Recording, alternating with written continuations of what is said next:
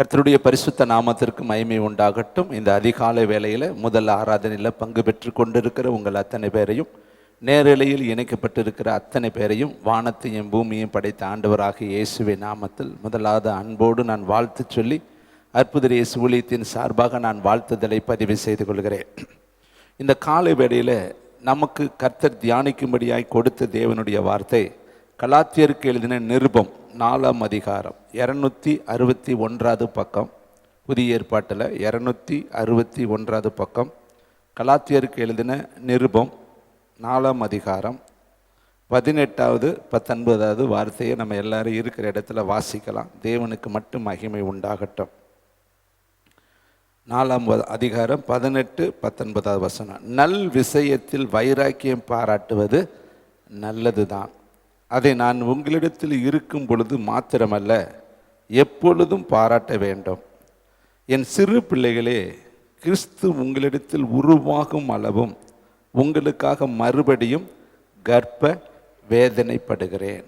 அந்த வார்த்தையை நல்லா கவனிங்க. என் சிறு பிள்ளைகளே, கிறிஸ்து உங்களிடத்தில் உருவாகும் அளவும் உங்களுக்காக மறுபடியும் கர்ப்ப வேதனைப்படுகிறேன். இந்த வார்த்தையை தேவனுடைய ஊழியக்காரரான பவுலடிகள் கலாத்து நாட்டில் இருக்கிற சபைக்கு எழுதின வார்த்தை.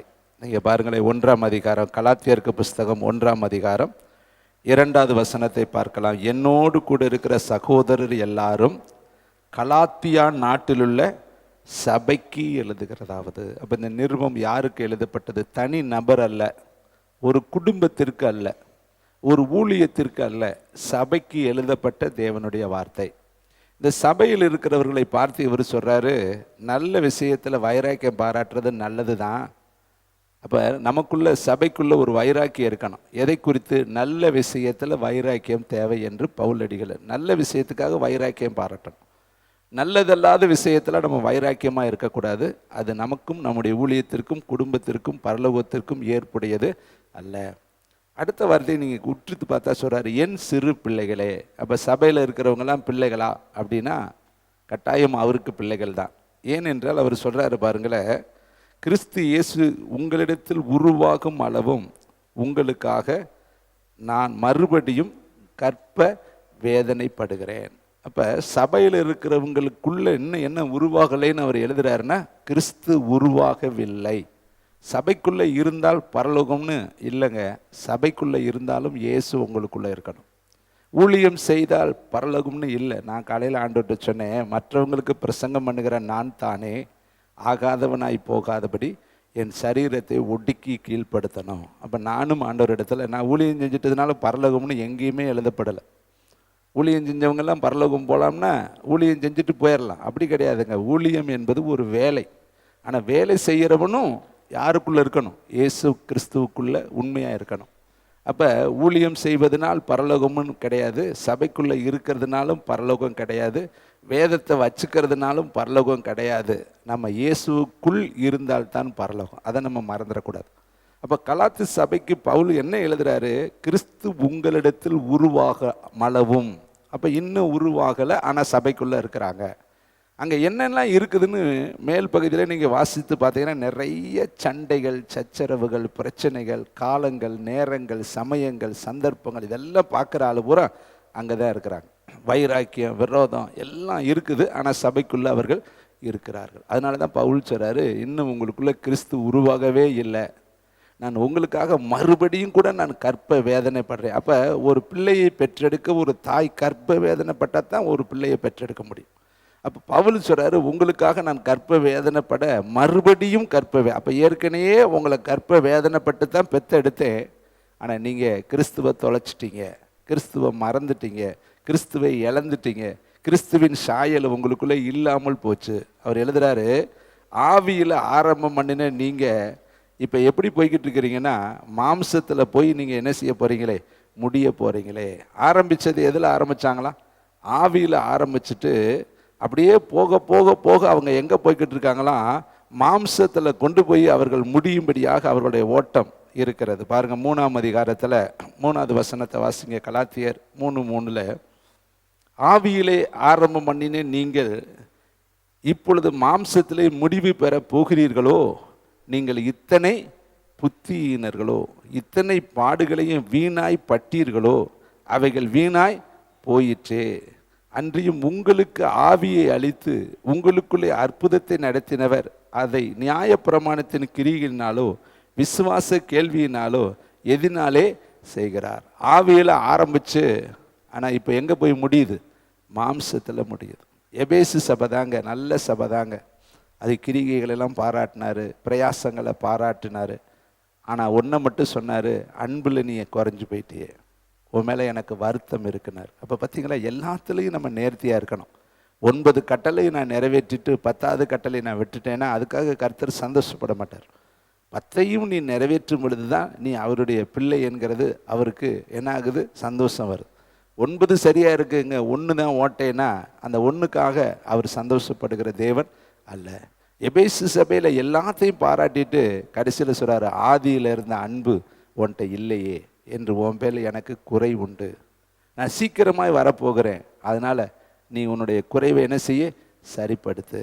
அப்போ இன்னைக்கு இந்த கால வேளையில் இயேசு நமக்குள்ளே உருவாகும் அளவும், அப்போ நமக்குள்ளே இன்னைக்கு இயேசு உருவாகி கொண்டிருக்கிறாரா அல்லது மறைந்து கொண்டிருக்கிறாரா என்கிற முதல் செய்தியை நம்ம தியானிக்க போகிறோம். உண்மையிலே இயேசுவை நமக்குள்ளே உருவாக்குகிறோமா அல்லது இயேசு கிறிஸ்து நமக்குள்ளே தேய்ந்து மறைந்து கொண்டிருக்கிறாரா? பாருங்களேன், வேதம் சொல்லுகிறது 1 கொரிந்தியர் 4ஆம் அதிகாரம் 15வது வசனத்தை வாசித்து பார்க்கலாம். அதுக்கு முந்தின பகுதியில் இருக்குது. 1 கொரிந்தியர் 4ஆம் அதிகாரம் 15வது வார்த்தை, கிறிஸ்துவுக்குள் 10,000 வாத்தியார்கள் உங்களுக்கு இருந்தாலும், அப்படின்னா 10,000 என்று அர்த்தம். அது 16,000 என்று தமிழில் எழுதியிருக்கு. ஆனால் நீங்கள் இங்கிலீஷில் பார்த்தா 10,000 பேர் உங்களுக்கு வாத்தியார்கள், டீச்சர்ஸ் இருந்தாலும் தகப்பன்மார்கள் அநேகர் உங்களுக்கு இல்லையே. கிறிஸ்து இயேசுவுக்குள் சுவிசேஷத்தினாலே நான் உங்களை பெற்றேன். கொரிந்து சபைக்கு எழுதுறாரு, நான் உங்களை கிறிஸ்து இயேசுவுக்குள் பெற்றேன். உங்களுக்கு நிறைய டீச்சர்ஸ் இருக்கலாம். இப்போ இந்த உலகத்தில் நிறைய பிரசங்கிமார்கள் இருக்கிறார், நிறைய காஸ்பல் சொல்ல சுவிசேஷகர்கள் இருக்காங்க, ப்ராஃபட்டிக் இருக்காங்க, நிறைய தீர்க்கதரிசிகள் இருக்காங்க, அப்போஸ்தலர்கள் இருக்காங்க, மெய்ப்பர்கள் இருக்கிறாங்க.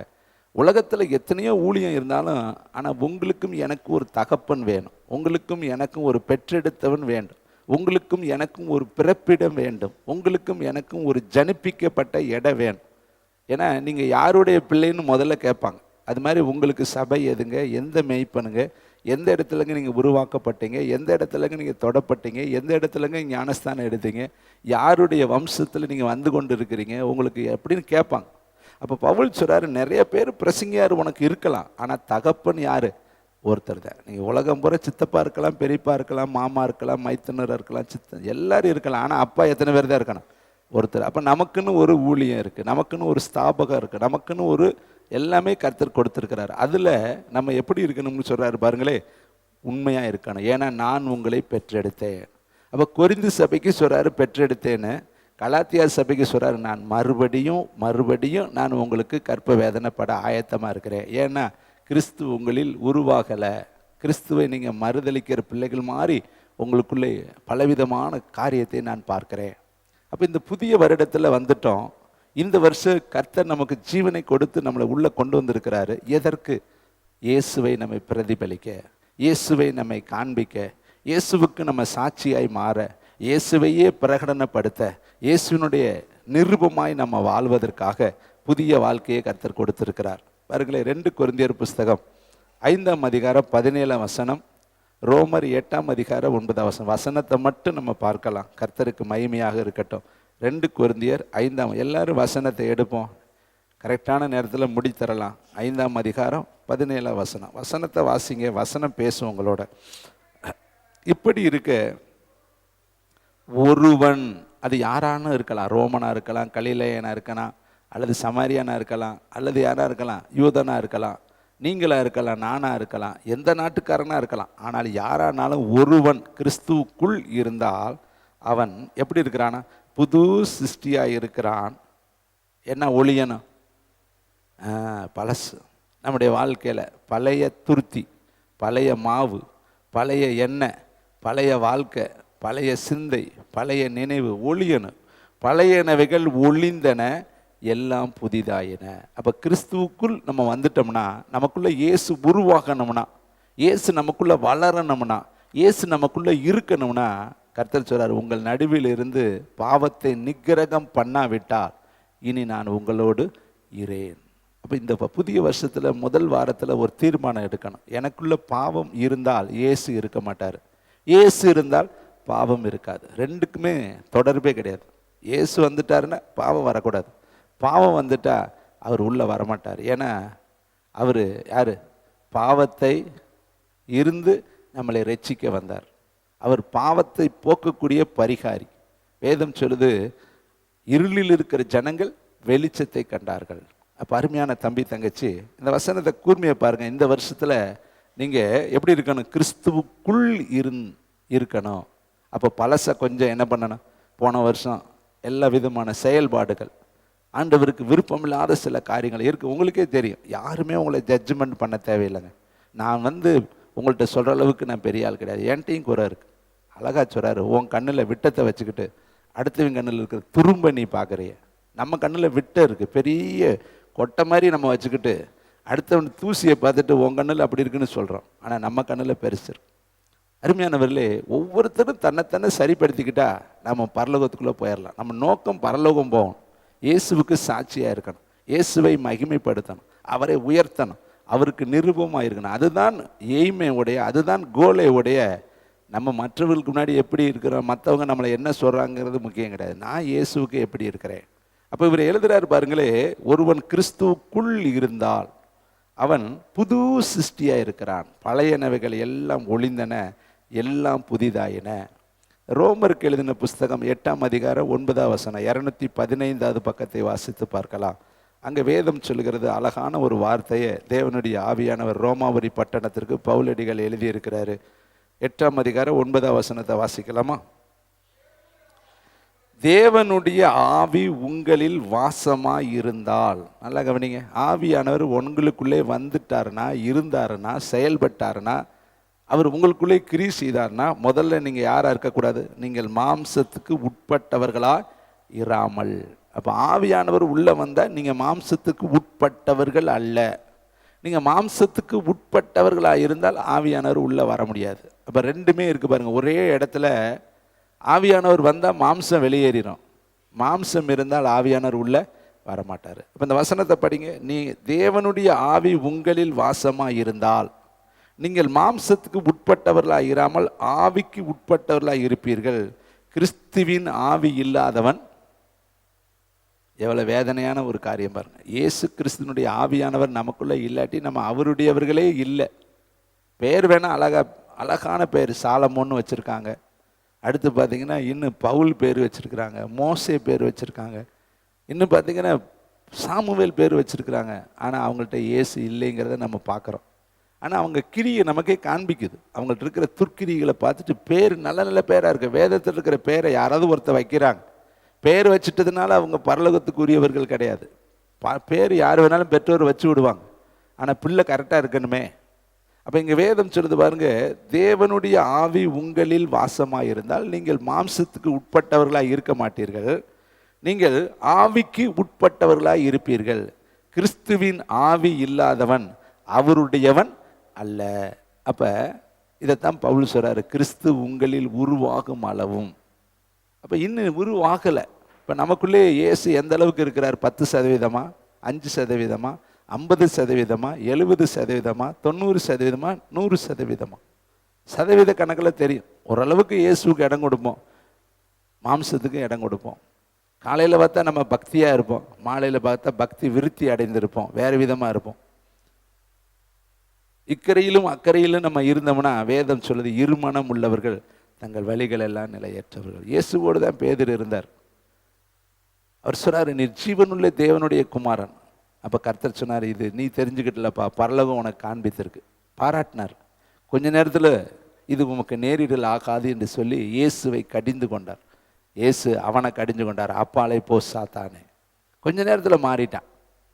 முன்னாடி இருந்த அந்த வெளிப்பாடு இப்போ வேறு விதமாக மாறிடுச்சு. கொஞ்ச நேரத்துக்குள்ளே அவன் 2 மனம் உள்ளவனாய் மாறிட்டான். நம்முடைய வாழ்க்கையிலையும் நம்ம தேவனுக்குள்ளே சரியாக இருக்கணும்னு இந்த வருஷத்தில் தீர்மானம் எடுப்போம். ஆண்டவரே, இந்த வருஷம் நாங்கள் பழைய மனுஷன் எங்களுக்கு வேணாம், பழைய வைராக்கியம் வேணாம், பழைய சுவாபம் எனக்கு வேணாம், பழைய வித எல்லாத்தையும் நாங்கள் வருஷம் முடிஞ்சிருச்சு, அந்த குப்பையை தூக்கி நாங்கள் போட்டுட்டு இனி இயேசுவை மட்டும் நாங்கள் பார்க்கணும். ஏன்னா எப்போ வருவார்னு தெரியாது, எப்படி வருவார்னு தெரியாது, என்னைக்கு வருவார்னு தெரியாது, எந்த நொடின்னு தெரியாது.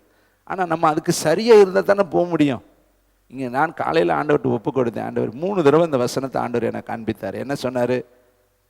மற்றவங்களுக்கு பிரசங்கம் பண்ணுகிற நீயே ஆகாதவனாய் போயிட்டேனா எப்படி இருக்கும்? நான் பிரசங்கம் பண்ணுறேன்னுட்டு உங்களுக்கு சொல்கிறது பெருசு கிடையாது. நான் முதல்ல சரியாக இருக்கேன்னு இல்லையா? என் வாழ்க்கை சரியில்லாமல் நான் பிரசங்கம் பண்ணி என்ன பண்ணுறது? என்னுடைய வாழ்க்கை ரொம்ப முக்கியம். உங்களுக்கு முன்னாடி நான் கரெக்டாக இருந்தால் தான் நான் ஆண்டவருக்கு முன்னாடி போய் நிற்க முடியும். அப்போ நம்முடைய வாழ்க்கை ரொம்ப முக்கியம். நம்ம மற்றவங்களை பார்க்குறோம், ஆனால் மற்றவங்களை பார்க்காதீங்க, இயேசுவை பாருங்க. அவர் தான் நமக்கு வழிகாட்டி, அவர் தான் நமக்கு ஆலோசனைக்காரர், அவர் தான் நமக்கு ஜீவன், அவர் தான் நமக்கு முன்மாதிரி. அவரை போல் நம்ம மாறணுங்கிறதுக்கு தான் இந்த சபையும் இந்த ஊழியமும் நாமும் இந்த இடத்துல வருகிறோம். அப்போ ஒவ்வொரு நாளும் கிறிஸ்து உனக்குள்ளே உருவாகணும், உன் கண்ணில் அவர் உருவாகணும், உன் சிந்தையில் அவர் உருவாகணும், உன் நினைவில் அவர் உருவாகணும், உன் உணர்வில் அவர் உருவாகணும், உன்னுடைய வாயில் அவருடைய வார்த்தை உருவாக்கணும், உன்னுடைய செயல்பாடுகள் அவரை மகிமைப்படுத்தக்கூடியதாக இருக்கணும். இன்னும் பாருங்களே, வேதம் சொல்லுது பாருங்களே, 2 கொரிந்தியர் புஸ்தகம் 4ஆம் அதிகாரம் 5ஆம் வசனம். எல்லாரும் வேதத்தை எடுப்போம். 248வது பக்கம். தேங்க்யூ வண்டர்ஃபுல் த ஹோலி ஸ்பிரிட். நாங்கள் எங்களை பிரசங்கியாமல் கிறிஸ்து இயேசுவை கர்த்தர் என்றும் எங்களையோ, பார்த்தீங்களா, பிரசங்கம் இயேசுவை கர்த்தர் என்று பிரசங்கிக்கணும். நம்மளை ஊழியக்காரர்கள் என்று, வேலைக்காரர்கள் என்று, நம்ம அவருக்கு அடிமைகள் என்று நம்ம பிரசங்கிக்கணும். நம்மளை நாமளே பிரசங்கம் பண்ணக்கூடாது. நம்மளை காட்டுறதே பிரசங்கம். இன்றைக்கி பார்த்தீங்கன்னா நிறையா பிரசங்கம் தங்களை உயர்த்தி பேசுகிறதே பிரசங்கம், தன் மனைவியை உயர்த்தி பிள்ளைகளை உயர்த்தி பேசுவதே பிரசங்கம். ஊழியக்காரர்களை கூப்பிட்டா தான் குடும்பத்தை குறித்து நிறைய பேர் பேசுகிறாங்க, காணிக்கை குறித்து நிறைய பேர் பேசுகிறாங்க. அடுத்து பார்த்தா தங்களுடைய வரலாறுகளை குறித்து பேசுகிறாங்க. அங்கே போனேன் அது நடந்துச்சு, இங்கே போனேன் இது நடந்துச்சு, இங்கே அற்புதம் நடந்துச்சுன்னு சொல்லி இதை தங்களை குறித்து தங்களுடைய ஊழியத்தை குறித்துமே பிரசங்கித்து கொண்டு இருக்கிறாங்க. ஆனால் இங்கே வேதம் சொல்லுது பாரு, நாங்கள் எங்களையே பிரசங்கியாமல்.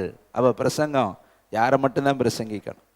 ஒரு முறை ஒரு தேவனுடைய ஊழியக்காரர் கர்த்தருடைய சமூகத்தில் பிரசங்கம் எடுத்தார், ஆண்டவர் இடத்துல கொண்டு போனார். இப்போ நானும் எடுத்து கர்த்தர் இடத்துல கொண்டு போய் காண்பித்து, இதை இப்படி எடுத்துருக்கிறேன் ஆண்டவரே, இதை ஆசீர்வதிங்க, இது கரெக்டாக போய் அவங்களுக்கு ரீச் ஆகணும், இந்த வார்த்தைகள் 100% நல்ல நிலத்தில் விழுகணும், இதை திருடிடக்கூடாது, ஏமாத்திடக்கூடாது, அவங்க கண்ணில் என்ன செய்யக்கூடாது, போய் சேராமல் போயிடக்கூடாதுன்னு எல்லாருமே பிரயாசப்பட்டு தான் வருவாங்க. அந்த ஊழியக்காரரும் பிரசங்கத்தை எடுத்துட்டு கர்த்தரிடத்தில் போய் செபித்தார். கர்த்தர் சொன்னார், நீ இதில் யாரை பற்றி பிரசங்கிக்க போகிற? இதில் நீ எழுதியிருக்கிற வார்த்தையில் என்னை பற்றி எத்தனை வார்த்தை இருக்குது, பாதாளத்தை பற்றி எத்தனை வார்த்தை இருக்குது? அப்போ அவர் கேட்ட உடனே இவருக்கு திகில் அடிச்சிச்சு. வேகமாக கவுண்டிங் பண்ணுறாரு. கவுண்டிங் பண்ணி பார்த்தா இயேசுவை பற்றி ஒரு 10-100 வார்த்தை கூட தான் எழுதியிருக்கிறார். ஆனால் பாதாளத்தை பற்றி, பிசாசை பற்றி, அவனை பற்றி நிறைய வார்த்தை எழுதியிருந்தார். அப்போ இந்த பிரசங்கம் யாரை பற்றி தான் அதிகமாக மகிமைப்படுத்த போகுது? நீ இன்னைக்கு பிரசங்கிக்கிற வார்த்தை யாரை பற்றி சொல்ல போகிற அதிகமாக? அப்போ நம்ம வார்த்தை எதை பற்றி பேசுகிறோம் அப்படிங்கிறது ரொம்ப முக்கியம். உலகத்தை பற்றி பேசுகிறோமா, நம்ம பற்றி பேசுகிறோமா, பிள்ளைகளை பற்றி பேசுகிறோமா, படிப்பை பற்றி பேசுகிறோமா, நம்ம திறமையை பற்றி பேசுகிறோமா, அல்லது நம்மளை நடத்துகிற கர்த்தரை குறித்து பேசுகிறோமா? ஒரு அருமையான தேவனுடைய ஊழியக்காரர் ஜெயில் ஊழியத்தை செய்வதற்கு ஒரு நாள் அவருக்கு ஒரு வாய்ப்பு கிடைத்தது. அந்த ஊழியத்தை செய்ய அவர் ரொம்ப அதிக ஜெபத்தோடு பிரயாசப்பட்டு போனார். அவர் அங்கே போய் பிரசங்கிக்கிற நேரம் வரும் பொழுது இன்னும் 2 ஊழியக்காரர்கள் வந்தார்கள். வந்தவங்க அதில் ஒரு ஊழியக்காரர் இந்த ஊழியத்துக்கு அழைக்கப்பட்ட ஊழியக்காரரை பார்த்து சொன்னார், நான் இன்னைக்கு பிரசங்கம் பண்ணுறேன் ஐயா, நீங்கள் நிறைய இடத்துல பிரசங்கம் பண்ணுறீங்க, உலகம் பூரா நிறைய இடத்துக்கு போகிறீங்க, எனக்கு ஒரு வாய்ப்பு கொடுங்க, நான் பிரசங்கம் பண்ணுறேன்னு ரொம்ப ஆசைப்பட்டு கேட்டார். உடனே இந்த ஊழியக்காரர் நினச்சாரு, சரி இவர் ஆசைப்படுறாரு கொடுக்கலான்னு சொல்லி பிரசங்கம் பண்ணங்கன்ட்டார். அந்த ஊழியக்காரர் பிரசங்கத்தை ஆரம்பித்தார். ஜெயிலில் இருக்கிற எல்லா கைதிகளையும் ஒன்றா உட்கார வச்சுருக்கிறாங்க. அதுக்கு பெர்மிஷன் வாங்கி, அதுக்கு பெரிய வித இடத்துல அதிகாரிகள்ட்ட எல்லாம் பேசி அந்த கூட்டத்தை ஒழுங்குபடுத்தியிருக்கிறாங்க. அது செய்தி வேலையில் இவர் குறுக்க வந்துட்டார். சரி, அதுக்கு உத்தரவாதி ஊழியக்காரர் ஒருத்தர் இருக்கிறாரு. ஆனால் அவரை இவர் கெஞ்சி நான் பேசுகிறேங்கிறதுனால விட்டுட்டார். அந்த ஊழியக்காரர் பேச ஆரம்பித்தோடனே ஆண்டவர் கடவுள் இறைவன், ஆண்டவர் கடவுள் இறைவன், இதே பிரசங்கம். பிரசங்க மைக்கிய கையில் வாங்கிட்டு இதவே பேசுகிறாரு. கடவுளுங்கிறாரு, ஆண்டவருங்கிறாரு, இறைவனுங்கிறாரு. இப்படியே 1/2 மணி நேரம் பேசுகிறார். ஆனால் ஒரு இடத்துல கூட இயேசுங்கிற வார்த்தையை சொல்லவே கிடையாது. ஜெபமும் முடிஞ்சிச்சு. ஊழியக்காரர் வேலையை முடிச்சுட்டு வந்தார். இந்த ஊழியக்காரர் கேட்டார், யாரை பற்றியா பிரசங்கம் பண்ணின? யாரைத்தான் பற்றி மக்களுக்கு சொன்னேன்? எல்லா கைதிகளுக்கு யாரை பற்றி சொன்னேன்? நம்ம கடவுளை தான் பிரதர் சொன்னேன். அந்த நம்ம கடவுள் தான் யாரியா? அது இறைவனை பற்றி. அந்த இறைவன் தான் யாரியா? சாமியை பற்றி சொன்னேன். அந்த ஆள் வாயில் ஒரு தடக்க கூட இயேசுனே வரல. பார்த்தீங்களா? இப்படி பிரசங்கியார்கள் இந்த உலகத்தில் இருக்காங்க. நம்மளும் அப்படி இருக்கக்கூடாதுங்க. வார்த்தைக்கு வார்த்தை, என் நாமத்தினாலே பிசாசுகளை துரத்துவீர்கள், என் நாமத்தினாலே நீங்கள் எதை கேட்டாலும் அதை நான் செய்வேன், என் நாமத்தினாலே ஞானஸ்தானம் கொடுங்கள். அப்படி தான் கர்த்தர் எழுதி வச்சிருக்காரு. பிதா குமாரன் பரிசுத்தாவின் நாமத்தினாலே ஞானஸ்தானம் கொடுத்து அவர்களை சீசராய் மாற்றுங்கள். அந்த நாமம் ரொம்ப முக்கியம். அந்த இயேசுங்கிற வார்த்தையை நம்ம கரெக்டாக பண்ணணும். அந்த நாமத்தை சொல்ல பிசாசு பயப்படுவான், அவன் சொல்ல மாட்டான். அப்போ சொல்கிறவன் யார்? கிறிஸ்துவின் ஆவி இல்லாதவன் அவருடையவன் அல்ல. அப்போ கிறிஸ்துவின் ஆவி எங்கே இருக்குதோ அங்கே இருக்கிறவங்க எல்லாம் இயேசு இயேசு இயேசு இயேசுன்னு சொல்லுவாங்க. கொரிந்தியர்ல அது இருக்குது. அவருடைய ஆவி இல்லாமல் அவருடைய நாமத்தை சொல்லவே முடியாது. அருமையான தம்பி தங்கச்சி, இப்படி பிரசங்கம் நிறைய உலகத்தில் இருக்குது. தங்களையே பிரசங்கிக்கிறது, பிரசங்கத்திலே வித்தியாசமாக போகிறது. அப்போ நம்ம அப்படி இருக்கக்கூடாது. நம்ம நோக்கம் என்ன? இயேசு. ஜனங்கள்கிட்ட கொண்டு போக வேண்டிய வார்த்தை இயேசு. இயேசுவின் நாமத்தில் அன்றி வேறு எவ்விதத்தினாலும் பிசாசு புறப்பட்டு போக மாட்டான். இயேசுவின் நாமத்திலே அன்றி வேறு எந்த நாமத்திலையும் பாவம் மன்னிப்பு கிடையாது. இயேசுவின் நாமத்திலே அன்றி வேறு எந்த நாமத்திலையும் இந்த உலகத்தில் நம்ம ஜெயமுள்ள வாழ்க்கை வாழ முடியாது. அப்போ வார்த்தைக்கு வார்த்தை, பேச்சுக்கு பேச்சு நம்ம இயேசுவை காண்பிக்கணும் தேவனுடைய பிள்ளைகள். அப்போ நமக்குள்ளே இருந்தால் தானே காமிக்க முடியும். உள்ளத்தின் நிறைவினாலே வாய் பேசும். அப்போ உள்ளத்துக்குள்ளே இருந்துச்சுன்னா வாய் வெளியாக தானாக வருங்க. அதனால தான் உங்கள் உள்ளத்தை திறந்து உன் வாயை விரிவாய் தர அதை நான் நிரப்புவேன் அப்படி சொல்கிறார். அப்போ நம்ம நிரப்பணும்னா வாயை திறந்தா தாங்க நிரப்ப முடியும். அப்போ பாருங்களேன், வேதம் சொல்லுது, நாங்கள் எங்களையே பிரசங்கிக்காமல். அப்போ நீங்கள் உங்களையே சொல்லக்கூடாது. என் திறமையினால வேலை, என் பிரயாசத்தினால என் பிள்ளை நடக்குது, என் பிள்ளைய நான் என் பிள்ளை பிரயாசத்தினால தான் எல்லாம் செய்கிறோம். உங்களை பிரசங்கிக்காதீங்க, உங்கள் பலனை காட்டாதீங்க. வேதம் சொல்லுது, சம்பாதிக்கத்தக்க பலனை நான் உங்களுக்கு தருகிறேன். அப்போ கர்த்தர் மட்டும் உங்களுக்கு பலன் தராட்டி நீங்கள் எப்படி சம்பாதிப்பீங்க?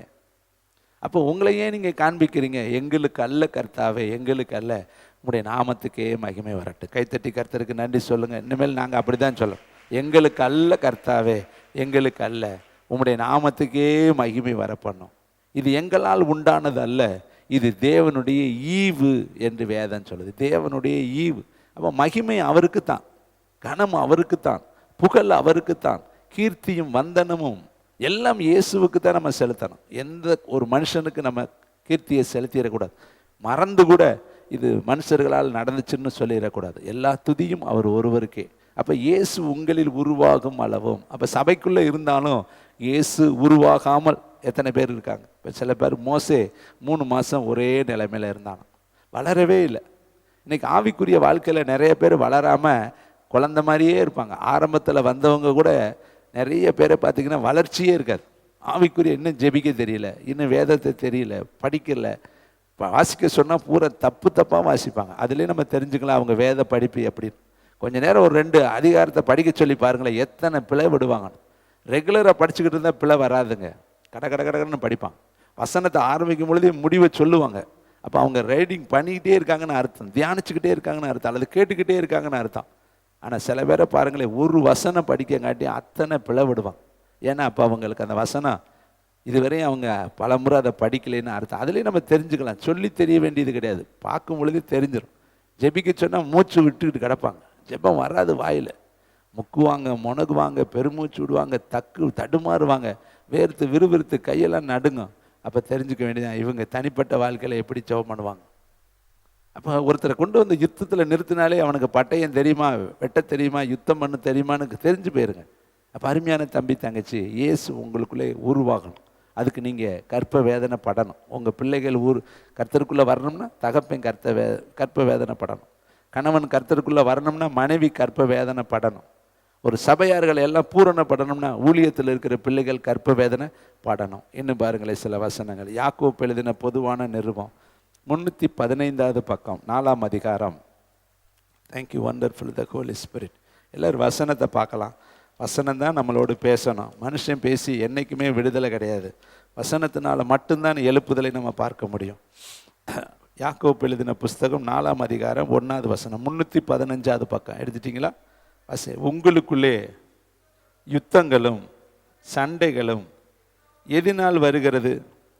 உங்கள் அவயங்களில் போர் செய்கிற இச்சையினால் களினால் அல்லவா? நீங்கள் இச்சித்தும் உங்களுக்கு கிடைக்கவில்லை. இப்போ ஏன் சண்டை வருது? இச்சை. ஏன் உங்களுக்குள்ளே யுத்தம் வருது? ஏன் உங்களுக்குள்ளே பிரச்சனை வருது? இன்றைக்கி நிறைய வீட்டில் பாருங்கள், கணவன் மனைவி பிரிஞ்சிருக்கிறாங்க. நிறைய வீட்டில் பாருங்கள், ஒருத்தருக்கு ஒருத்தர் பேசிக்க மாட்டேங்கிறாங்க. அநேக கசப்புகள், அநேக வைராக்கியங்கள், இதெல்லாம் ஏன் வருது? உங்களுக்குள்ளே உங்கள் அவயங்களில். அப்போ அவயம் போர் செய்து கொண்டு, அவயம்னா உங்கள் சரீரம். அப்போ சரீரத்துக்குள்ளே இன்னும் இயேசு வரலைன்னு தானே அர்த்தம். சரீரத்துக்குள்ளே இயேசு வந்துட்டாருன்னா எப்படி இருக்கும்? அவர் சொல்கிறாரு, நான் சிலுவையில் அறையப்பட்டேன் அப்படி சொல்கிறார். வசனத்தை வாசி, கலாத்தியர் 2ஆம் அதிகாரம் 20வது வசனம். இப்படியே கையில் வச்சுக்கிட்டு இங்கே வாங்கலை.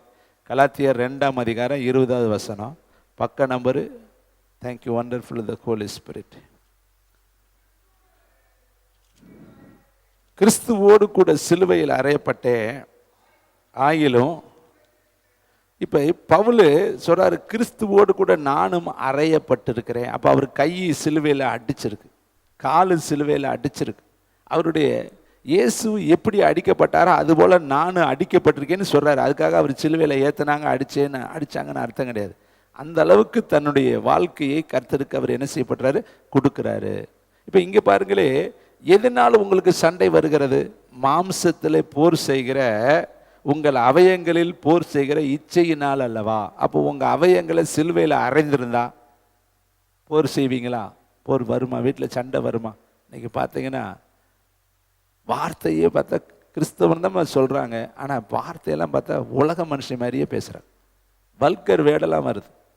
அதில் மைல்டான அசுத்தியான வார்த்தை, கெட்ட வார்த்தை ஒன்றும் உங்கள் வாயிலிருந்து புறப்பட வேண்டான்னு இருக்குது. ஆனால் எல்லாத்துக்குள்ளேயும் நான் பேசும் பொழுது பார்க்கும் பொழுது அந்த வார்த்தை வருது. தங்களை அறியாமலேயே பேசுகிறாங்க. அது தவறுங்கிறது அவங்களுக்கு தெரியுதா தெரியலையான்னு எனக்கும் புரியல. அந்த அளவுக்கு அந்த வார்த்தைகள் அவங்களுக்குள்ளே போய் என்ன செஞ்சுருக்கு? மறைந்துருக்கு. கோபம் வந்தால் கெட்ட வார்த்தை பேசுகிறாங்க. அப்போ நீங்கள் என்ன அவயங்களில் என்ன செய்யலை? ஜெயம் பெறலையே. உங்கள் வாய்க்கு உங்களுக்கு கண்ட்ரோல் இல்லையே. வேதம் சொல்லுது, உன் சரீரத்தை பாவத்துக்கு உள்ளாக்காதபடி உன் வாய்க்கு காவல் வையின்னு எழுதியிருக்கிறார். வாய் தாங்க சரீரத்தை பாவத்துக்கு உள்ளாக்குது. போன வருஷம் பூரா நம்ம எப்படி வேணாலும் இருந்திருக்கலாம். ஆனால் இந்த வருஷம் ஒரு தீர்மானம் எடுங்க. ஏசுன்னு சொல்லிட்டு கெட்ட வார்த்தை பேசிக்கிட்டு இருந்தால் எப்படி? ஏசுன்னு சொல்லிட்டு நம்ம கையில் பாவம் செஞ்சுக்கிட்டு இருந்தால் எப்படி? ஏசுன்னு சொல்லிட்டு பாவத்தோடு நம்ம வாழ்ந்துக்கிட்டு இருந்தால் எப்படி? இப்போ நம்முடைய வாழ்க்கையில் ஒரு மாற்றம் இல்லாதபடி நம்ம சபைக்குள்ளே உட்கார்ந்துருக்கனால எந்த ஒரு எழுப்புதலையும் நம்ம பார்க்க முடியாது. இது சபைக்கு தான் அவர் எழுதுறார். கிறிஸ்து உங்களில் உருவாகணும். இந்த முதல் செய்தி என்ன ஆண்டவரே? ஒரு வாக்குத்தத்த செய்தியா, ஆசீர்வாத செய்தியா, என்ன கொண்டுட்டு போகணும்? ஆண்டவர் உணர்த்தினாரு, நானே அவங்களுக்குள்ள உருவாகாமலே இன்னும் இருக்கிறேனேப்பா.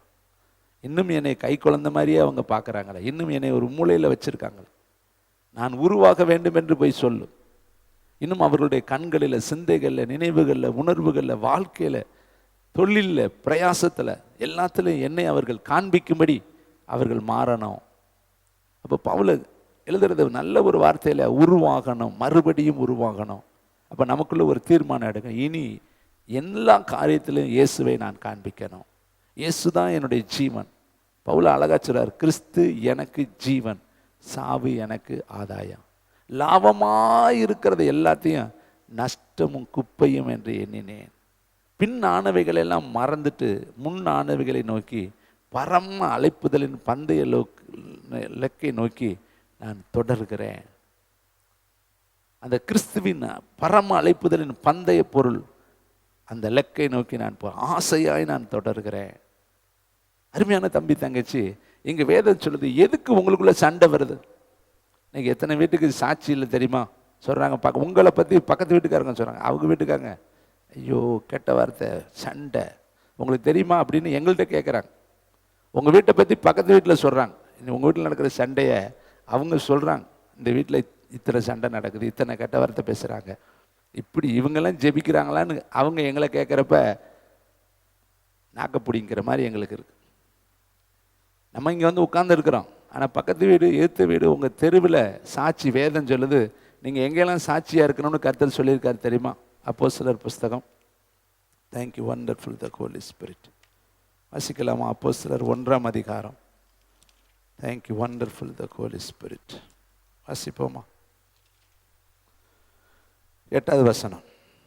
பரிசுத்த ஆவி உங்களிடத்தில் வரும் பொழுது நீங்கள் பலனடைந்து எருசலேமிலும், நல்லா கவனிங்க, யூதேயா முழுவதிலும் சமேரியாவிலும் பூமியின் கடைசி பரியந்தமோ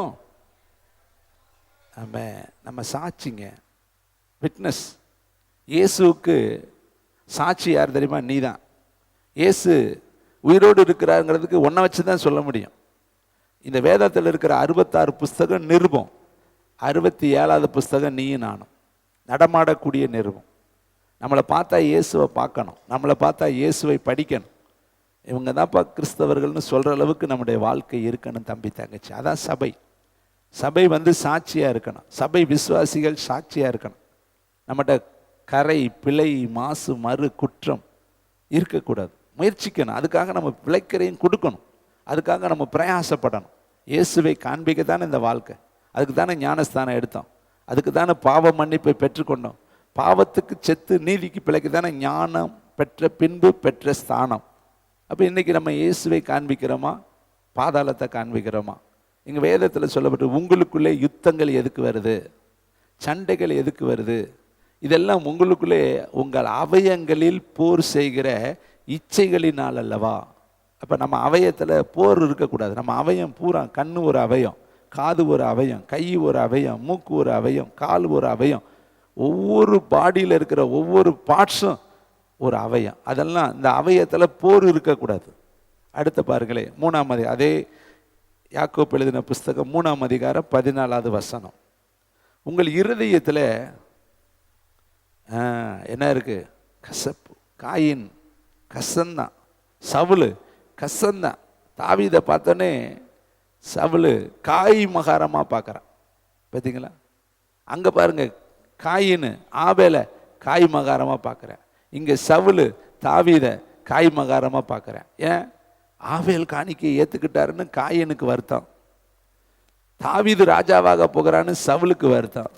கசப்பு உள்ளத்துக்குள்ள, விரோதம்.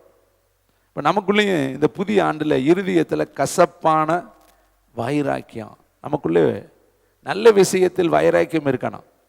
ஆனால் என்ன இருக்கக்கூடாது? பாவ காரியத்தில், அசுத்த காரியத்தில், பாதாளத்துக்குரிய காரியத்தில், பிசாசுக்குரிய காரியத்தில் நமக்குள்ளே வைராக்கியம் இருக்கக்கூடாது. புது வருஷத்தை ஆண்டவர் கொடுத்துட்டாரு. எல்லாருடைய சாந்த சுபாவத்தோடு, எல்லாருடைய அன்போடு, எல்லாருடைய இணக்கத்தோடு என்ன கொண்டுட்டு போக போகிறோம்? இந்த பூமியில் ஜீவன் போயிட்டா கோபம், சண்டை, வைராக்கியம் எல்லாமே போயிடும், திரும்ப வராது. இன்னொருவாட்டம் இந்த பூமிக்கு யாரும் வரப்போகிறது கிடையாது. இன்னொருவாட்டம் யாரும் சண்டை போட போகிறது கிடையாது. யாரோடையும் கசப்பாக இருக்க போகிறது கிடையாது. அப்போ எல்லாரோடு சமாதானமாக இருங்கன்னு கர்த்தர் எழுதியிருக்கிறார். முடிந்தால் எல்லாரோடு சமாதானமாக இருங்கள். அப்போ அருமையானவர்களே, உங்கள் இருதயத்தில் கசப்பான வைராக்கியத்தை, விரோதத்தை வைத்திருந்தீர்களானால் நீங்கள் பெருமை பாராட்டாத இருங்கள். சத்தியமானது விரோதத்திற்கு, சத்தியத்திற்கு விரோதமாய் பொய் சொல்லாதரும் இருங்கள். அப்போ பெருமையும் இருக்கக்கூடாது. ஒரு தேவனுடைய ஊழியக்காரர் தன்னுடைய சாட்சியை சொல்லி பகிரங்கமாக சொல்லியிருக்கிறார். என்னன்னா, ஒரு ஊழியத்தில் சின்ன மிஸ் அண்டர்ஸ்டாண்டிங், ஒரு சின்ன வருத்தங்கள் ஆகிப்போச்சு அவருக்கு இன்னொருத்தருக்கும். அது உள்ளத்துக்குள்ளே கசப்பாகி, விரோதமாகி, வைராக்கியமாகி, பல வருஷமாகி அவங்களுக்குள்ளே அது முளைத்து எலும்பி மரமாயிருச்சு. ஆனால் நல்லா பேசிக்குவாங்க, பார்த்தா நல்லா பேசிக்குவாங்க, சிரிச்சுக்குவாங்க, கை கொடுத்துக்குவாங்க, இன்முகத்தை காட்டிக்கொள்வார்கள். ஆனால் உள்ள மட்டும் கசப்பு, வைராக்கியம், விரோதம். ஒரு நாள் ஒரு தேவனுடைய ஊழியத்திற்கு அவர் புறப்பட்டு கொண்டு இருக்கும் பொழுது தேவனுடைய செய்தி வரவே கிடையாது. கர்த்தரிடத்தில் அழுதாரு, மன்றாடினார், கெஞ்சினார். ஏன் ஆண்டவரே இன்னைக்கு பேச மாட்டேங்கிறீங்க? ஏன் உங்கள் சத்தம் இன்னைக்கு வரல? அப்போ கர்த்தர் சொன்னாரா, நீ ஒரு சகோதரனை குறித்து பல வருஷமாக வைராக்கியமாக இருக்கிற, விரோதமாக இருக்கிற, உனக்கு நான் பலமுறை வாய்ப்பு கொடுத்தேன், சந்தர்ப்பம் கொடுத்தேன், அவர்களோட நல்மனம் பொருந்த. ஆனால் நீ என்ன செய்யலை? பொருந்தவே இல்லை. உன்னை நான் எப்படி பயன்படுத்த முடியும்? உனக்குள்ளே வைராக்கியம், கசப்பு இருக்கும் பொழுது உன்னை நான் எப்படி கர்த்தருடைய ஊழியத்தில் பயன்படுத்த? நீ அவரோட நல்மனம் பொருந்தாவிட்டால் நான் உன்னை நாளை பயன்படுத்த முடியாது. கர்த்தர் முகமுகமாய் மோசையோடு பேசினது போல, பிலேயாமோடு பேசினது போல, மோசைக்கு வழிமறித்து நின்னாராம், பிலேயாமுக்கு வழிமறித்து நின்னாராம். கொல்ல பார்த்தாருன்னு இருக்கு 2 பேர்த்து. 2 பேரும் ஊழியக்காரன் தான். ஆனால் தேவ சித்தத்தை மீறினா வழிமறித்து தான் நிற்பார். கரெக்டாக இந்த நபரோடு நீ இவ்வளவு நாளாக கசப்பாக இருக்கிறேல்ல, ஆனால் நீ பார்த்தா சிரிச்சுக்கிற, பேசிக்கிற, நல்ல நடிச்சுக்கிற, ஏமாத்துற. உடனே ஒரு நடுவரை நான் ஒப்புரவாயிடுறேன், எனக்காக இல்லாட்டாலும் இன்றைக்கி இந்த கூட்டத்துக்காக நான் நல்மணம் பொருந்துறேன்ட்டு எழுந்து ஓடினார் அவர் வீட்டுக்கு. கதவை தட்டி ஓடி போய் சாரி கேட்க போய் அவர் கையை பிடிச்சார். இவர் சொன்னார், பிரதர் என்னை மன்னிச்சிருங்க, உங்கள் மேலே எனக்கு கசப்பு உள்ளத்தில் இருந்துச்சு, விரோதம் இருந்துச்சு, ஆனால் உங்கள் முன்னாடி நான் என்ன பண்ணேன், நல்லவி மாதிரியே. அவர் சொன்னார், எனக்கு அப்படி தான் பிரதர், என்னை மன்னிச்சுங்க. 2 பேரும் அங்கே நல்மணம் பொருந்தினார்கள். இப்போ தான் கிறிஸ்து அவர்களுக்குள்ளே உருவானார். இதை கேட்குற தம்பி தங்கச்சி, எப்பேற்பட்ட மனுஷனும் மனுஷன்தாங்க. ஊழியக்காரங்கெல்லாம் நேராக வானத்திலேருந்து குதிக்கலைங்க. ஊழியக்காரங்களை பிடிச்சா பரலோகம்னு எங்கேயுமே எழுதப்படலைங்க. அவனும் மனிதன் தான். மோசே அவ்வளோ பெரிய மனுஷன் தானே, தப்பு பண்ணுனா காணான்னு கிடையாதுங்க. வேதத்தில் பாருங்கள், எந்த பரிசுத்தவானும் அவன் நீதியின்படி பரலோகத்துக்கு போக முடியாது. தேவனுடைய இரக்கம் இருந்தால் தான் உள்ளே போக முடியும். நம்முடைய நீதிகள் அழுக்கான கந்தை, கர்த்தர் ஒருத்தர் தான் ஜீவன் உள்ள தெய்வம். அப்போ நமக்குள்ளே என்ன இருக்கக்கூடாது, வாசிங்க, உங்கள் இருதயத்தில் கசப்பான வைராக்கியத்தையும் விரோதத்தையும் வைத்தீர்களானால் நீங்கள் பெருமை பாராட்டாதீர்கள், சத்தியத்துக்கு விரோதமாய் பொய் சொல்லாமலும் இருங்க. நம்ம அதை மற்றவங்கள்கிட்ட காட்டிக்காமலேயே மனசுக்குள்ளே வச்சுருந்தால் அது கர்த்தர் இருதயத்தை பார்க்கிறவர். இன்னும் நிறைய காசனங்கள் உண்டு. 15ஆம் வசனத்தை வாசிங்களே. அடுத்து, இப்படிப்பட்ட ஞானம் பரத்திலிருந்து இறங்கி வருகிற ஞானமாயிராமல் லௌகிக சம்பந்தமானதும் ஜென்ம சுபாவத்துக்குரியதும் பேய்த்தனத்துக்கு அடுத்ததுமாய் இருக்கிறது. அடுத்து 16, வைராக்கியம் விரோதமும் எங்கே உண்டோ அங்கே கலகமும் சகல துர்ச்செய்கைகளும் உண்டு. அப்போ வைராக்கியம் விரோதமும் இருந்தால் கலகமும் துர்ச்செய்கைகளும் உண்டு. இன்னும் பாருங்கள், ரோமருக்கு எழுதின புஸ்தகம் 8ஆம் அதிகாரம், சில வசனங்களை சொல்லி முடிச்சார், டைம் ஆயிடுச்சு. ரோமர் 8ஆம் அதிகாரம் 5வது வசனம். இதெல்லாம் இருந்தால் தான் இயேசு நமக்குள்ளே உருவாகிறார் என்று அர்த்தம். 8ஆம் அதிகாரம் 5ஆம் வசனம். அன்றியும் மாம்சத்தின்படி நடக்கிறவர்கள், பார்த்தீங்களா, எங்கே போகலாம், எதை வாங்கலாம், என்ன செய்யலாம், அப்படி போகலாம், இப்படி போகலாம், அப்படியே அந்த மாம்சம் இருக்கே அப்படியே கூட்டிக்கிட்டே போகுங்க. கொஞ்சம் பாருங்கள், ஒரு யூடியூப்பில் நீங்கள் ஒரு காரியத்தை சர்ச் பண்ணி பாருங்களேன், அதை பற்றியே வந்துக்கிட்டு இருக்கும். ஒரு நாடகத்தை நீங்கள் பார்த்தீங்கன்னா நாடகமாக வரும், சினிமாவை பார்த்தா சினிமாவாக வரும், கிரிக்கெட்டை பார்த்தீங்கன்னா கிரிக்கெட்டாக வரும், செய்தியை பார்த்தீங்கன்னா செய்தியாக வரும், சீரியலை பார்த்தீங்கன்னா சீரியல். நீங்கள் தொட தேவையில்லை, அடுத்தடுத்து வந்துடும். ஆபாச காட்சியை பார்த்துப்பா, ஆபாச காட்சியாக வந்துட்டுருக்கோம். அது யார் எடுத்து கொடுக்குறா? அந்த நெட்டு அப்படி அப்படி ப்ளே பண்ணுது. அடுத்து இதை பாரு, அடுத்து இதை பாருன்னு கொண்டே போயிடும். ஒரு நிகழ்ச்சியை தொட்டேன்னா அடுத்த நிகழ்ச்சி ஆட்டோமேட்டிக்காக ரெடியாக நிற்கும். அதை தொட்டேன்னா அடுத்து நிற்கும், அடுத்து நிற்கும், அடுத்து அப்படியே உள்ளே கொண்டே போயிடும். இங்கே பாருங்களேன், மாம்சத்தின்படி நடக்கிறவர்கள் மாம்சத்துக்குரியவைகளை சிந்திக்கிறார்கள், ஆவியின்படி நடக்கிறவர்கள் ஆவிக்குரியவைகளை சிந்திக்கிறார்கள். அப்போ சிந்தனையை நம்ம தாங்க ஆவிக்குரிய சிந்தையா மாம்ச சிந்தையான்னு சொல்லி நம்ம தான் முடிவெடுக்கணும். அதில் அவர் நிறைய எழுதுகிறார், வீட்டில் போய் நீங்கள் படித்து பாருங்கள். 6வது வசனம், மாம்ச சிந்தை மரணம், ஆவியின் சிந்தையும் ஜீவனும் சமாதானம். 9வது வசனம், 8வது வசனம், மாம்சத்துக்கு உட்பட்டவர்கள் தேவனுக்கு பிரியமாக இருக்க மாட்டார்கள். தேவனுடைய ஆவி உங்களில் வாசமாயிருந்தால் நீங்கள் மாம்சத்துக்கு உட்பட்டவர்களாயிராமல் ஆவிக்கு உட்பட்டிருப்பீர்கள். கிறிஸ்துவின் ஆவி இல்லாதவன் அவருடையவன் அல்ல. இப்படியே நிறைய வசனம். 14வது வசனத்தை வாசித்து பாருங்கள். அதிலே அதே அதிகாரத்தில், எவர்கள் தேவனுடைய ஆவியினாலே நடத்தப்படுகிறார்களோ அவர்கள் தேவனுடைய புத்திரராய் இருப்பார்கள். 13ஆம் வசனம், மாம்சத்தின் படி பிழைத்தால் சாவீர்கள், ஆவியினாலே சரீரத்தின் செய்களை அழித்தால். அப்போ அழிக்கிறது யார் அழிக்கணும்? தப்பாக எழுதிட்டீங்கன்னா நீங்கள் தானே ரப்பரை வச்சு அழிக்கிறீங்க. அதுக்கு எதாவது கரெக்ஷன் பண்ணுறீங்கல்ல, இதை செஞ்சால் இது சரியாயிரும், நம்ம இந்த தப்பு பண்ணிட்டோம், இது சரி பண்ணுறதுக்கு என்ன வழி? அப்போ நம்ம தவறுகளை சரிப்படுத்துறதுக்கு நம்ம செஞ்சோம்னா பிழைப்பீர்கள், தவறுலே போய்கிட்டு இருந்தால் சாவீர்கள் என்று வேதம் சொல்லுது. அப்போ அருமையான தம்பி தங்கச்சி, இன்னைக்கு கிறிஸ்து நமக்குள்ள உருவாகுவதற்கு நம்ம இடம் கொடுக்கணும். ரோமர் 6ஆம் அதிகாரம் 6வது வசனத்தை வாச்சு சில வசனங்களை மட்டும் உங்கள் மத்தியில் நினைவுபடுத்திட்டு நான் முடிக்க விரும்புகிறேன். கிறிஸ்து உங்களுக்குள்ளே உருவாகுவதற்கு நாம் என்ன செய்யணும்? நாம் இனி பாவத்துக்கு, ஊழியத்தில் 2 ஊழியம் இருக்குது. பரிசுத்தத்துக்கு ஊழியம் செய்யலாம், பிசாசுக்கு ஊழியம் செய்யலாம், பரலோகத்துக்கு ஊழியம் செய்யலாம், உலகத்துக்கு ஊழியம் செய்யலாம், உன்னதத்துக்கு ஊழியம் செய்யலாம், வீட்டுக்கு ஊழியம் செய்யலாம், சபைக்கு ஊழியம் செய்யலாம். நீங்கள் வரும்பொழுது பவுலை பற்றி சொல்கிறார், அவன் கிறிஸ்துவின் ஊழியத்துக்கு பிரயோஜனம் உள்ளவனாக இருந்தான்னு ஒரு ஊழியக்காரனை குறித்து கருத்தில் எழுதுறார். அவன் ஊழியத்தில் வெகு பிரயோஜனம் உள்ளவன். 10 வாங்கினவே 5 வாங்கினவே 10 மாற்றினேன், 2 வாங்கினவே 4 மாற்றினேன், 1 வாங்கினவே புதைச்சி வச்சேன், 5 10 ஆக்கினவனை நல்லதும் உண்மையும் உத்தமும் உள்ளவன் ஊழியக்காரன் என்னார். 1 வாங்கினவனை கருத்தில் சொன்னார், பொல்லாத சோம்பேறியான ஊழியக்காரனே. அப்போ ஊழியங்கிறது நிறைய விதமான ஊழியம் இருக்குது. ஆனால் நம்ம என்ன ஊழியம் செய்கிறோம் அப்படிங்கிறது ரொம்ப முக்கியம். வசனத்தை வாசிங்க, அந்த 6ஆம் வசனம். நாம் இனி இந்த வருஷத்துக்கு ஒரு தீர்மானம் எடுத்துருங்க, இனிமேல் நான் பாவத்துக்கு ஊழியம் செய்யாமல் பாவ சரீரம் ஒளிந்து போகும் பொருட்டு நம்முடைய பழைய மனுஷனையும் அவரோடு கூட சிலுவையில் அறையப்பட்டவன் என்று இன்னைக்கு அரைஞ்சிட்டு தான் போகிறீங்க. உங்கள் கண்ணை சிலுவையில் அரைங்க, உங்கள் மைண்டை சிலுவையில் அரைங்க. உங்கள் உணர்வுகள் கட்டுமீறின உணர்வுகள் பெருந்தீனி. சில பேர்த்துக்கு பார்த்தா உணர்வுகளில் கட்டுமீறின உணர்வு இருக்குது, சில பேர்த்துக்கு சாப்பாட்டில் கட்டும். எங்கே சாப்பாடு அவன் போட்டேன் பெருந்தீனின்னு வேதத்தில் எழுதப்பட்டிருக்கு. சாப்பாடு தேவை, ஆனால் அதில் பெருந்தீனியாக நம்ம இருக்கக்கூடாது. அதுமாதிரி உழைப்பு தேவை, அதுக்காக எப்போ பார்த்தாலும் உழைச்சிக்கிட்டே இருக்கக்கூடாது. பணம் உதவும், ஆனால் பண ஆசை எல்லா தீமைக்கும் வேறு. அப்போ நம்ம தேவை, நம்முடைய தேவைக்கு எதுவோ அதுதான். அத்துமீறி போனால் அது ஆசை என்று வேதம் சொல்லுது. அப்போ பழைய மனுஷனை இன்னைக்கு சிலுவையில் அறையணும், இல்லாட்டா நம்ம பாவத்துக்கு ஊழியம் செஞ்சிருவோம். 6ஆம் அதிகாரம் 12ஆம் வசனம், அதே அதிகாரத்தில் 12ஆவது வசனம். ஆகையால் சரீர இச்சையின்படி பாவத்துக்கு கீழ்ப்படியத்தக்கதாக சாவுக்கு ஏதுவான உங்கள் சரீரத்தில், பார்த்தீங்களா, பாவம் எங்கே வந்து ஆளும் சரீரத்துக்குள்ளே தாங்க வரும். இந்த சரீரத்தை எவ்வளோ கரெக்டாக நம்ம பார்த்துக்கணும். பாவம் சரீரத்தில் தான் வரும். அப்போ சரீரத்தை நம்ம கரெக்டாக காத்து கொள்ளாவிட்டால் பாவம் நம்மளை ஆண்டு கொள்ளும். அப்போ பாவம் நம்மளுக்கு ஆண்டு கொண்டா என்ன இருக்குது? பாவத்தின் சம்பளம் மரணம். பாவம் உங்களை தொடர்ந்து பிடிக்கும் என்பதை நிச்சயமாய் அறியுங்கள். பாவம் செய்கிற ஆத்மா சாகும், அப்படி வேதத்தில் இருக்கு. தன் பாவங்களை மறைக்கிறவன் வாழ்வடைய மாட்டான், அவைகளை அறிக்கை செய்து விட்டு விடுகிறவன் இறக்கம் பெறும். கடைசி வசனத்தை வாட்சம் முடிக்கலாம். பிலிப்பியருக்கு எழுதின புஸ்தகம் 1ஆம் அதிகாரம் 27ஆம் வசனம், 271வது பக்கம். தயவுசெய்து எல்லாரும் எடுத்து வாசிக்கலாம்.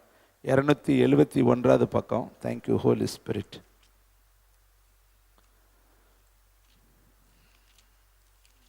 வாசிக்கலாமா? 1ஆம் அதிகாரம் 27ஆம் வசனம்.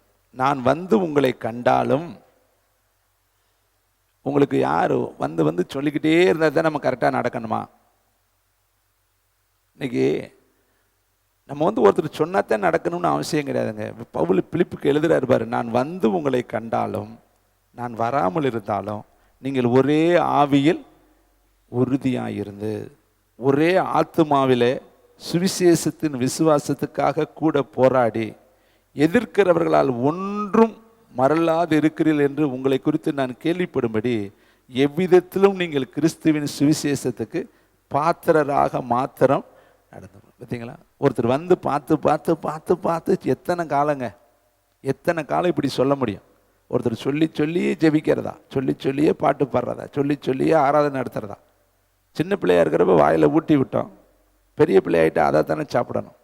இப்போ நீங்களாம் நல்ல புருஷர்கள் ஆகிட்டீங்க. இப்போல்லாம் கிறிஸ்துவின் உங்களுக்கு வயசு, ஆவிக்குரிய வயசை யோசித்து பாருங்கள். 20 வருஷம், 10 வருஷம், 15 வருஷம், 30 வருஷம், உங்களுக்குலாம் ஆவிக்குரிய வாழ்க்கையில் வயது கூட. அப்போ அந்த வயதுக்கு உங்களுக்குள்ள வளர்ச்சி இருக்கணும், அந்த வயதுக்கு உங்களுக்குள்ள என்ன இருக்கணும்? நல்ல பூந்த அனுபவம் இருக்கணும், உங்களுடைய காரியங்கள் வித்தியாசமாக இருக்கணும். இன்னும் நம்ம சொல்லி சொல்லி ஓட்டத்தை ஓட முடியாது, அது நல்ல ஓட்டம் கிடையாது. பவுல் எழுதுறாரு, நான் வந்து உங்களை கண்டாலும் சரி, நான் வராமல் இருந்தாலும் சரி, ஆனால் ஆவியில் நீங்கள் ஒரு மனமாக இருங்க. கரெக்டாக நீங்கள் ஆத்மாவில் சுவிசேஷத்தின் விசுவாசத்துக்கு போராடுங்க. அப்போ இயேசுவை பற்றி சொல்வதற்கு நீங்களும் பிரயாசத்தோடு போராடுங்கன்னு சொல்லி கடைசியில் எழுதி முடிக்கிறாரு. சுவிசேஷத்திற்கு பாத்திரமாய் நடந்து கொள்ளுங்கள். கண்களை மூடி எல்லாரும் இயேசுவை நோக்கி பார்க்கலாம். இந்த காலை வேளையில் நான் இயேசுவை பிரதிபலிக்கத்தான் கர்த்தர் இந்த நாளை எனக்கு கொடுத்திருக்கிறார். அழகாய் சொல்றாரு, கிறிஸ்து உங்களில் உருவாகும் படி நான் மறுபடியும் கற்ப வேதனைப்படுகிறேன். நல்ல பிதாவே, நீர் கொடுத்த வார்த்தையை ஒன்று மாறாமல் உடைய பிள்ளைகளுக்கு சொல்லியிருக்கிறேன். தரையில் விழக்கூடாது, 100ஆய் பலன் தரட்டும். இந்த வருஷம் இயேசுவை இவர்கள் பிரதிபலிக்கட்டும், இயேசுவை இவர்கள் காண்பிக்கட்டும், இயேசுவை இவர்கள் சுமக்கட்டும், இயேசுவுக்கு இவர்கள் நிருபமாய் மாறட்டும், இயேசுவையே இந்த உலகத்திற்கு இவர்கள் சுமந்து கொண்டு போகட்டும். கிறிஸ்து இயேசுவை பிரதிபலிக்கக்கூடியவர்களாய் ஒவ்வொருத்தரையும் மாற்றும். இந்த வருஷம் இவங்க செய்ய போகிற வேலைகளை ஆசீர்வதியும், பிரயாணங்களை ஆசீர்வதியும், குடும்ப வாழ்க்கையை ஆசீர்வதியும், படிப்பு பாடசாலைகளை கர்த்தர் ஆசீர்வதியும், கையிட்டு செய்யக்கூடிய வேலைகளை கர்த்தர் ஆசீர்வதியும். இந்த வருஷம் இவர்கள் எடுக்கிற எல்லா பிரயாசங்களை கர்த்தர் அங்கீகரியும், ஆசீர்வதியும். இந்த வருஷம் பூரா நன்மையும் கிருபையும் இவர்களை தொடரட்டும். கர்த்தருடைய வீட்டிலே இவர்கள் நீடித்த நாட்களாய் நிலைத்திருக்கட்டும். இங்கு வந்திருக்கிற லைவில் இருக்கிற அத்தனை பேர் மேலேயும் விசேஷித்த உடைய கிருபை இருக்கட்டும். மகிமை உமக்கு, இயேசுவின் நாமத்தில் பிதாவே.